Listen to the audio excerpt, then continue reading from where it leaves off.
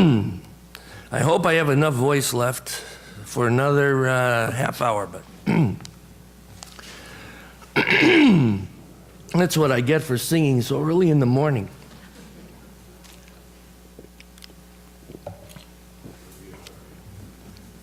I'm going to read the gospel lesson to you from the Message translation. You can follow along in your Bibles. This is from Mark chapter 8, beginning at the 27th verse. Jesus and his disciples headed out for the villages around Caesarea Philippi. And as they walked, he asked them, "Who do the people say I am?" "Some say John the Baptizer," they said. "Others say Elijah. Still others say one of the prophets."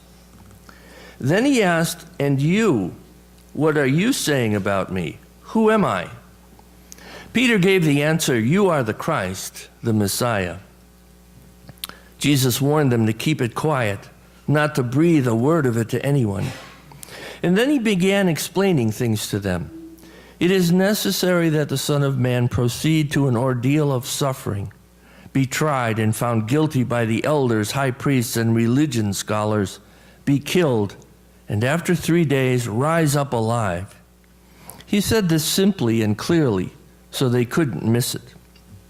But Peter grabbed him in protest, turning and seeing his disciples wavering, wondering what to believe.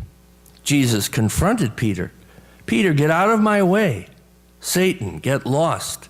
You have no idea how God works." Calling the crowd to join his disciples, Jesus said, "Anyone who intends to come with me has to let me lead. You're not in the driver's seat. I am. Don't run from suffering. Embrace it. Follow me, and I'll show you how. Self-help is no help at all. Self-sacrifice is the way, my way, to saving yourself, your true self. What good would it do to get everything you want and lose you, the real you? What could you ever trade your soul for? If any of you are embarrassed over me and the way I'm leading you when you get around your fickle and unfocused friends, know that you'll be an even greater embarrassment to the Son of Man when he arrives in all the splendor of God his Father with an army of the holy angels." Here ends the gospel. I want to read you a piece written by Donna Scapper, who is an author of spirituality. She's the United Church of Christ pastor, too. I think recently retired down in Florida. And Donna wrote this. "The first thing people do when restoring old chairs is strip right down to the bare wood. They do this to see what the original might have looked like and to determine if the thing is worth doing over. They strip away all the years of grime, the garish coats of paint piled one on top of the other. They get rid of all the junk that's been tacked on through the years and try to find the solid, simple thing that's underneath. I'm like an old chair needing that stripping process. Every now and then I have to take a really hard look at the illusions I've built up in myself and my society. See what I've gotten myself into. Illusions? Yes, illusions. The excess baggage I carry around, the unnecessary, the socially expected, all that keeps me living off-center too long. Stripping myself of all this is an intentional letting go of these illusions. It is a spiritual act of personal forgiveness. God lets us let go. It's hard work to let God forgive me. I have to discover the original under all those coats I've added, strip away all the cynicism and anger I've built up, get rid of the junk I've taken in, defy my disappointments, and find what is real again." I've read through that piece often to myself as well as in groups, because I think it makes an important point about how we live our lives and what we all need to do, stripping off that old paint. It's a great image for you and me. Many of you have done this many times. Many of you have avoided this many times. Quite often, I've looked at pieces of furniture, and I am no respecter of antiques, by the way. I know that's a real fault, but that's the way I am. And people will say, oh, if this was only refinished. And I said, yes, if you could only find somebody to do that. But it's not going to be me. That's hard work. But it does represent the process of reflection on who you are and what life has been for you. It's funny that at a funeral it happens automatically, but often not any other time. And I wonder, even if at the funeral, people are trying to avoid the inevitable. First of all, someone we love has died. And secondly, it's going to happen to me and to you. But reflection is like making an inventory, you know?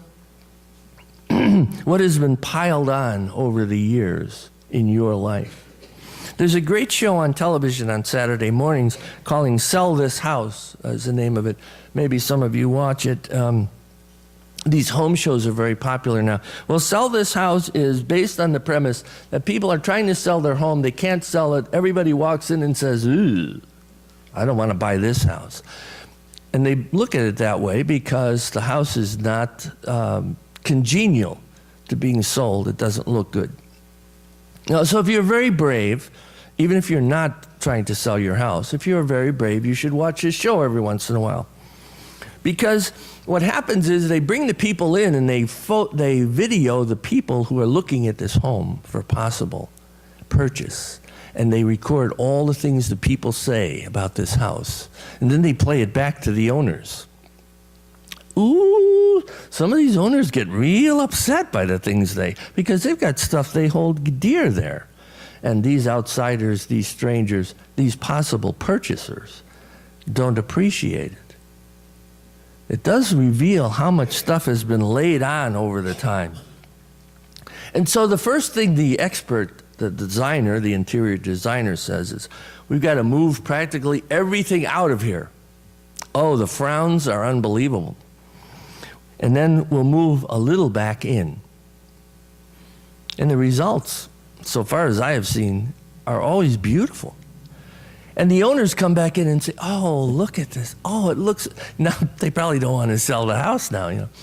Oh, this looks wonderful. And then they bring the purchasers, the possible purchasers in, and oh my goodness, can you believe this room is so beautiful? And look at that view we couldn't see before, blah, blah, blah. They go through the whole thing. The designer is trying to find out what is real about this house.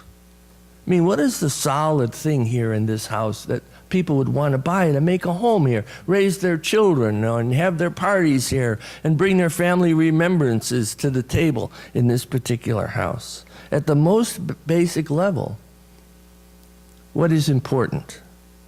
And that same question is the question that Jesus is asking. What is solid and what is important? Frankly, quite frankly, just instead of a lot of introspection, a lot of reflection, most of us, and I'm just as guilty as anyone, when things get a little bit rugged or we're wondering what to do about the future, we just get another fresh coat of paint on something, you know.